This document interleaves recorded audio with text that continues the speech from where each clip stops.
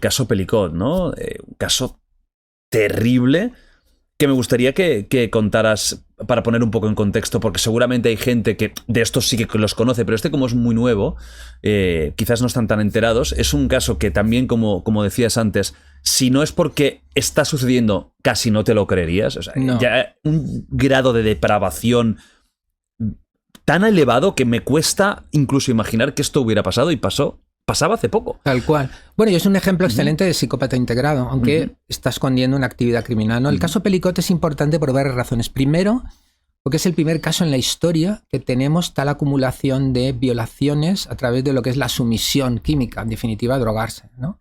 Se trata de una persona que durante 10 años, en la cena o en horas cercanas a acostarse, prepara un bebedizo, en definitiva, utiliza unas drogas para que su mujer por la noche quede inconsciente y no sea consciente de lo que puede decir, de lo que puede sucederle, ¿verdad? Está en un estado no solamente dormida, sino profundamente dormida.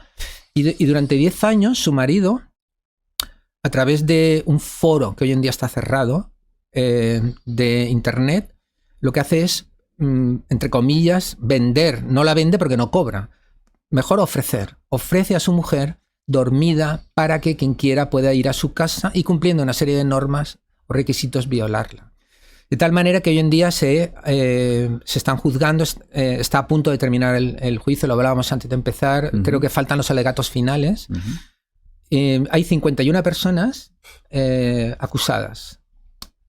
La policía estima que los que hay constancia de que fueron abusadores fueron 70 y algo.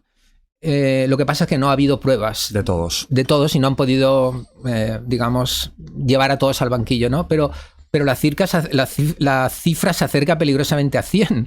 Porque claro, eso fue lo que la policía pudo determinar, pero igual había otra gente, ¿no?, que la policía no determinó. Incluso que no llegó por el foro, que fue un amigo, oye, vente a casa, es que es claro, increíble. Claro. Bueno, entonces, ¿qué es lo que pasa? Lo que pasa es que venía la gente, él previamente había quedado y entonces tenía que cumplir una serie de requisitos, ¿verdad? Digamos, de salubridad. Y él tenía una cámara, entonces tenía que estar en una situación donde pudiera grabarse todo y no cobraba, no pedía nada. De tal manera que él le daba la seguridad de que eso no se iba a saber, que esa grabación era para uso privado y que la mujer no se iba a despertar, ¿de acuerdo? Tan solo de esas 51 personas hay una única persona que se negó, que no lo hizo. Pero, en fin, me río por no llorar, pero le dijo, pero yo quiero hacerlo con mi mujer. Entonces enséñame cómo lo haces.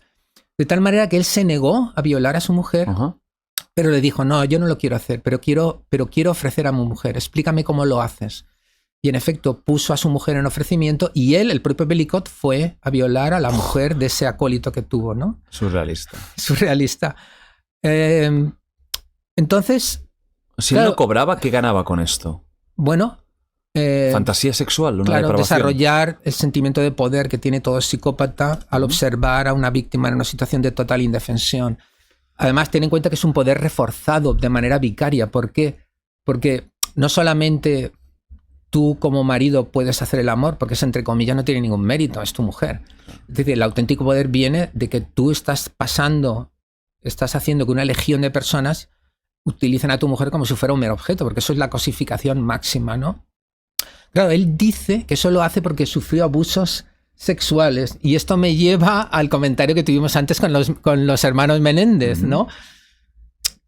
Yo no niego que él tuviera abusos sexuales, pero de nuevo, la conexión entre los abusos sexuales y la comisión de crímenes tremendos o de agresiones tan extraordinariamente perversas como esta es una conexión que a mí me la tienen que demostrar. No digo que no exista, pero a mí me la tienen que demostrar. Porque claro, hay miles de personas que han sufrido abusos sexuales, como tú sabes, pues en la iglesia, en los campamentos, en sus casas, y no se dedican a hacer estas cosas, ¿no? Entonces, una cuestión que me llama la atención aquí, porque alguna vez hablando de este caso, por ejemplo, en clase con mis alumnos o en algún otro sitio, me dicen, no, pero esta persona fue muy valorada por sus hijos y su familia. Y yo digo, vale, pero esto es un ejemplo perfecto de psicópata integrado. ¿Por qué? Porque si tú tienes esos demonios y eres capaz de destruir a tu mujer de esa manera, tú no puedes querer realmente, porque si tú quieres a tus hijos, no le haces eso a su madre. Claro, entonces hay que distinguir entre parece ser un padre perfecto, parece ser un marido perfecto y lo es. Entonces, él lo que hizo fue lo que hacen los mejores, entre comillas, psicópatas integrados controlados, y es representar la gran farsa de soy una persona normal. Porque esta gente lo que hace es que aprende muy bien por mímica y aprende a reproducir bien las emociones que realmente ellos no sienten, pero las han imitado y las representan. Es todo un show, es toda una actuación. Es lo mismo que, por ejemplo, dijo una de las hijas de BTK cuando se enteró que su padre es en serio. Pero si fue un gran padre. Sí, fue un gran padre. Fue un gran padre, pero estaba matando de una manera muy sádica. Entonces, ¿qué entiendes? Claro, yo lo que pienso es que tú no puedes comparar. Cuando tú dices que has sido un gran padre, ¿comparado con quién? ¿Tú sabes de verdad lo que es ser amado por un padre? No, eso es una experiencia que tú tienes solo con esta persona.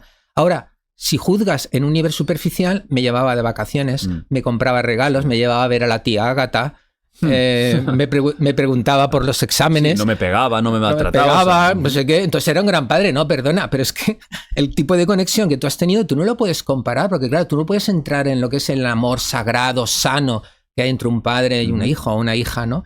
Entonces, esta labor de representación es lo que les hace tan peligrosos, ¿no? Porque han aprendido cómo la gente que es respetada y querida actúa. Entonces él durante 30 o 40 años ha hecho esa representación. ¿Pero por qué la ha podido hacer? Porque durante 10 años finalmente cedió ante su fantasía, cedió ante su naturaleza esencial. Y en su fantasía no estaba incluido el asesinato. Por eso, alguna vez, en clase, algunos alumnos me han dicho, oye, ¿por qué no fue un asesino en serie? Porque su fantasía no lo incluía. O sea, lo que distingue, por ejemplo, a un pervertido sexual en serie de un asesino sexual en serie es que la fantasía no lo requiere. Depende del contenido de la fantasía. Entonces, para él la fantasía era dormir a su mujer y hacerle objeto de todas estas sevicias, de todos estos ultrajes. Entonces, cuando él dice no, le dice a su hija, no, yo no he abusado de ti, porque tú sabes que su hija está con la mosca tras la oreja porque se encontraron fotos de ella durmiendo. Entonces la hija dijo, ¿por qué no vas a abusar de mí? Y él le dice, yo te prometo que no lo he hecho. Pero la hija pensaría, hombre, tu promesa... Claro. No sé si tu palabra tiene claro, tu promesa, mucho valor, claro. No sé si me tranquiliza, ¿no? Joder. Entonces una cosa muy interesante también en este caso que me gustaría comentarte es que él ha dicho...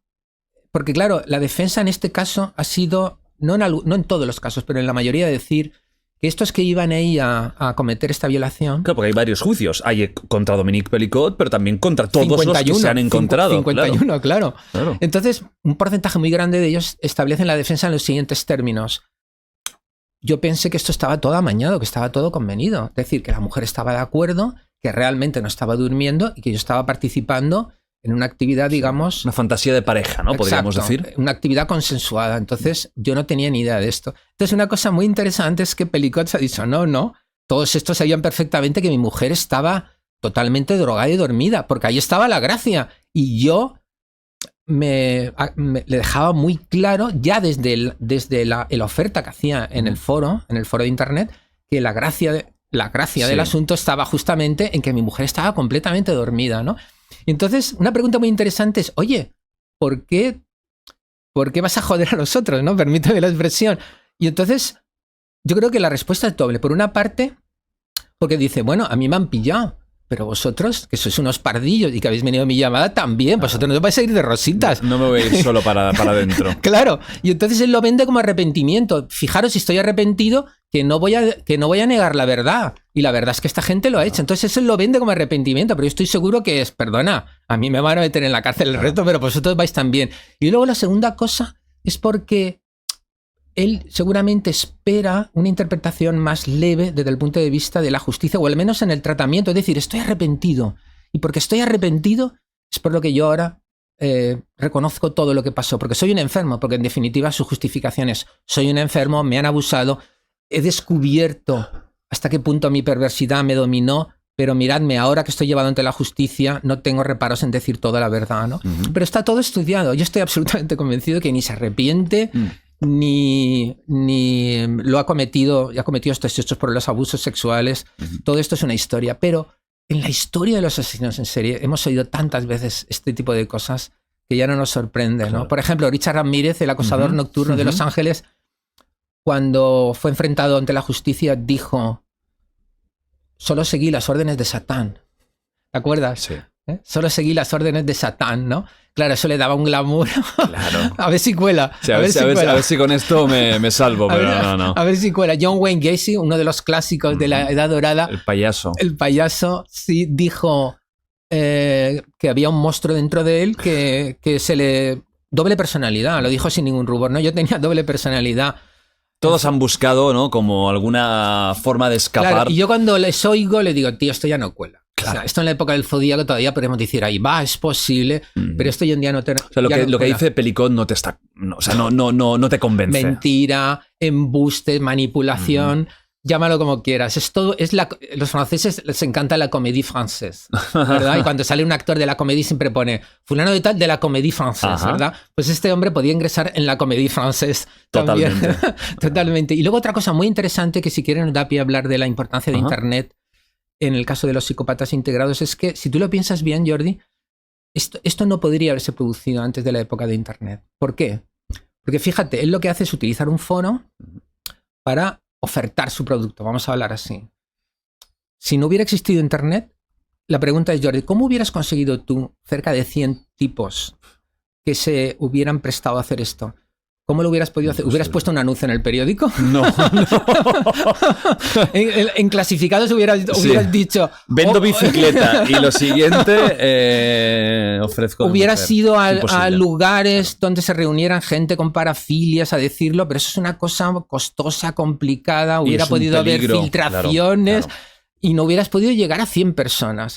Entonces, este es un ejemplo de cómo esta barbaridad solo es posible en la época de Internet, ¿verdad? Y por eso comento en mi libro que Internet, que nos trae cosas maravillosas, porque Jordi, es increíble que tú pues hables con tu hermana, con tu amigo que está pues eso, en San Francisco, ¿no? Y eso es maravilloso y no podríamos vivir sin Internet, pero al mismo tiempo tenemos que ser conscientes de lo que implica también Internet en términos de aquellas personas que desarrollan pautas de extorsión, de amenaza y de abuso de los demás. Les da una invisibilidad, una capacidad de alcance que ellos no podrían soñar, ¿no? Entonces, es un mundo de promesas para ellos, ¿no?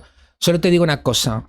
El otro día leí unas estadísticas donde aparecía que el 80% de las ofertas y contactos para la trata de blancas se produce por Internet. Imagínate la potencia de Internet, por ejemplo, en los grupos organizados, en el crimen organizado donde hay un montón de psicópatas. Porque claro, el crimen organizado te da un poder brutal, hay un montón de psicópatas. Es decir, mucho del crimen organizado, que es uno de los grandes amenazas criminales del siglo XXI, se está canalizando a través de Internet. Pero no te hablo de toda la pedofilia. El mundo de Internet, ese mundo oscuro, ese mundo profundo, ¿no? Realmente nos daría pavor si supiéramos la cantidad de gente con psicopatía que está actuando así. Y la policía te lo dice, yo que hablo con frecuencia, porque tengo muchos alumnos que ya son policías, alguno incluso se va a jubilar pronto. Hostia, Vicente. Ay, Jordi, pues, pero no me ves que estoy calvo. Bueno, yo tengo un amigo que es más joven y está calvo también. No a ver, los policías pasan a segunda actividad más pronto, ¿no? Ya, sí. Entonces me dice, mira, Vicente, nosotros, las unidades de investigación, ¿no? En cibernética, todo eso. Dice, nosotros arañamos la superficie de un problema que no podemos ni soñar realmente reprimir de una manera. Es decir, es una parte muy pequeña. La gran masa de sufrimiento en todas las actividades criminales que se mueve por Internet hoy en día está sin respuesta. Y eso es algo realmente donde los psicópatas tienen mucho que ver, porque ese mundo es el mundo ideal para ellos, porque ellos que viven de la mentira, de usurpar, de manipular, de contar embustes, de forjar una imagen que en muchos sentidos vende para que las víctimas caigan en sus redes, no se tienen que exponer, ¿verdad? Claro. No se tienen que exponer. Y cuando no, porque claro, ha habido asesinos en series que han captado a sus víctimas fingiendo ser personas estupendas. Ha habido serial killers que han contactado con las víctimas a través de determinadas redes, han quedado con ellas y luego las han matado, ¿no? Pero ahí por lo menos todavía te expones. Pero claro, a través de Internet puedes desarrollar por ejemplo, en el caso comento un caso que pasó además en la Comunidad Valenciana de una persona que de una manera sádica logró que alguien se suicidara. ¿Por qué?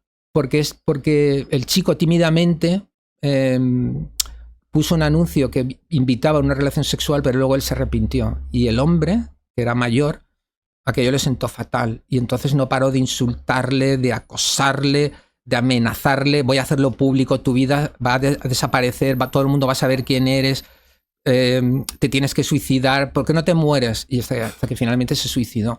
Eso es un ejemplo absoluto de psicopatía en Internet. Uh-huh. Sí, al final Internet se ha convertido, yo creo, un poco, hablamos de Jung, ¿no? Como esa especie de inconsciente colectivo mundial en el que hay cosas buenas, pero también están las partes más oscuras del ser humano. Y claro, los psicópatas ahí encuentran pues un patio de recreo, podríamos decir, maravilloso. Claro, porque tiene una capacidad de incitar que sin Internet la única manera que tenías que hacerlo era a través del contacto. Y jugártela, porque policías infiltrados, gente que se da cuenta. Claro, pero ahora yo no digo que todos los que accedieran a esta terrible agresión a Giselle Pelicot eran psicópatas. Habría seguro oportunistas, habría violadores. Claro. Pero está claro que el perfil de todos ellos era muy próximo a la psicopatía.